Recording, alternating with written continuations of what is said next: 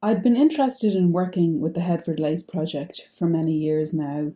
So when I saw the advert for the role of curator, I jumped at the chance and applied for it and was absolutely delighted to have been appointed curator for the Space Between exhibition.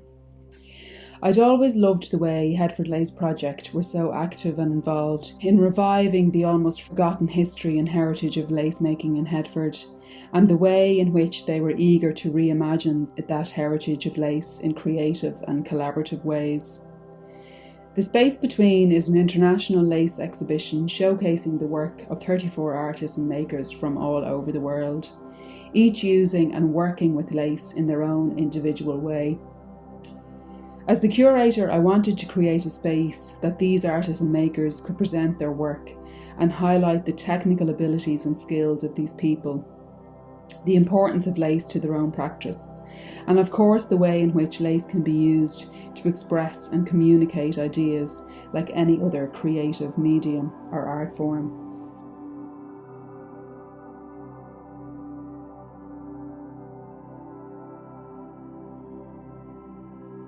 As a lace maker, I really recognise the importance of technique and also the importance of keeping those techniques alive for the next generation. So I really wanted to showcase the abilities of these makers with the intention that others may be encouraged to pick up some bobbins or a needle and thread in the future.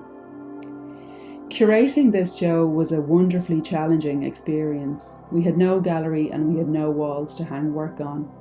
Instead, we had a series of windows which were kindly loaned to us by the many and great business and homeowners in Headford. I was conscious that this would not be the usual gallery style of exhibition where the audience can come and engage and sit in front of an artwork in peace for hours on end. I suppose my intention was to create a number of separate window displays which would grab the attention of the passerby and encourage them to maybe stop and just take a moment and observe, to notice maybe something new in a street that they'd walked down 1,000 times before. I regarded each window as its own gallery space and was looking to develop something different in each one. So for example, it was clear from a lot of the makers who submitted work that nature was a big inspiration for them. Therefore, one of the gallery windows became almost like an homage to the natural and organic world.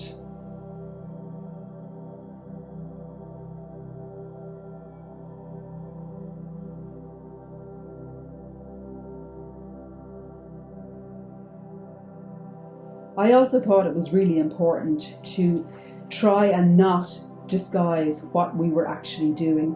We were showcasing artwork in auctioneers, in butcher shops, in pharmacies and in disused buildings. This was integral to the exhibition, and these surroundings actually became part and parcel of the overall aesthetic of the exhibition itself. I'm a big believer in making the arts accessible to everyone, including the local farmer who pops into town once a week to buy his meat. I don't see why he shouldn't have the opportunity to view beautiful artworks, and why should beautiful artwork only be available in galleries and museums.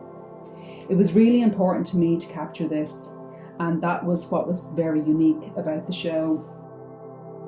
I was also interested in considering scale. Traditional lace is so tiny and generally two-dimensional. However, many makers have opted to go large using untraditional materials and making sculptural pieces. I love this interplay between tradition and innovation, and feel when shown together it really draws attention to the process and how these processes can be developed and changed.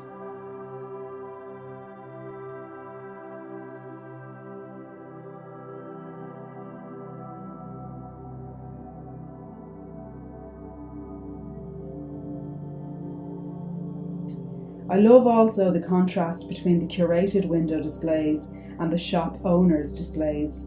How often do we see incredibly fine crochet and carrot macross stitching in one window and the butcher's daily specials in the other? How many of these people who went to the butcher's that afternoon will now sit at home and potentially discuss Irish lace while tucking into their pork chops? We had a real mix of artist submissions with some very experienced artists as well as new, young and emerging makers. I'm not a big believer in any kind of hierarchy within the arts, so it was great for me to be able to choose the work of new artists and display them alongside more experienced makers. This was evident and consistent throughout the exhibition. I also really wanted to highlight the range of different techniques. We had work made from limerick lace, Carrick-Macross lace, crochet lace, bobbin lace, needle lace and tatting in all kinds of shapes and sizes.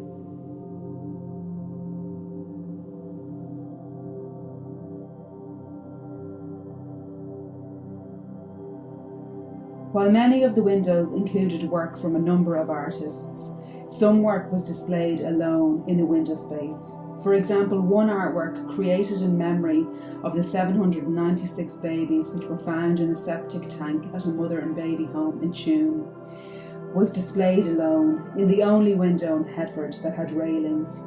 This, I felt, had a much deeper resonance for that particular artwork, making the window with the railings an ideal location for it.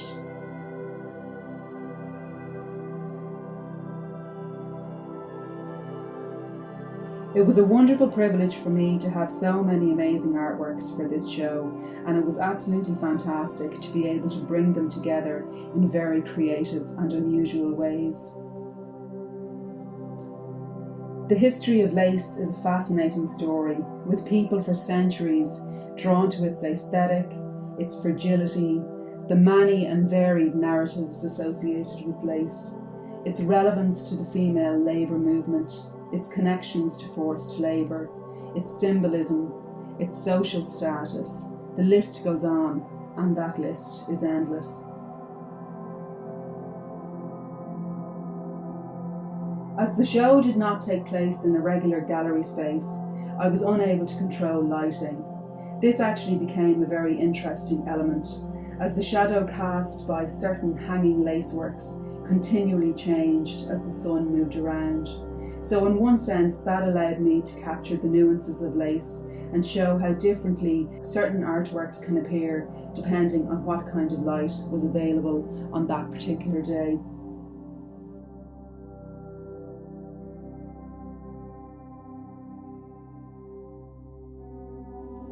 With an exhibition of this scale and variety, it's virtually impossible to convey what lace means to each individual. What I do hope, however, is that through the show we can highlight that there is so much more to lace than merely a series of tiny stitches with a space between.